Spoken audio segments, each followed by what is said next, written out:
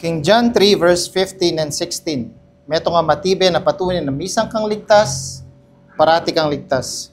Sabi na kang verse 15, that whosoever believeth in him should not perish, but have eternal life. And kang verse 16, buri kong akityo, halos inulit na yung sinabi na ng ginukeni. For God so loved the world that He gave His only begotten Son, tingnan nyo, that whosoever believeth in Him should not perish, but have everlasting life. Na nung lalawen may keni, halos magkasunod the verse kening John chapter 3. Inulit na ning ginu. Ninuman ing manampalataya, ika man itang ating malating kasalanan, ika man itang ating maragula kasalanan, nung menampalataya ka keng Ginong Jesucristo, sabi na, naka mapahamak. No ka rin ka mapahamak. Potang yugse na kaking impyerno.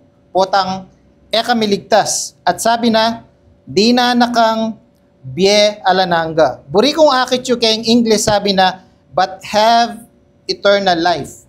Na, nung lawen may kayong grammar kayong English, at tamong awsan na itang tense. Nung lalawin may kayong present tense.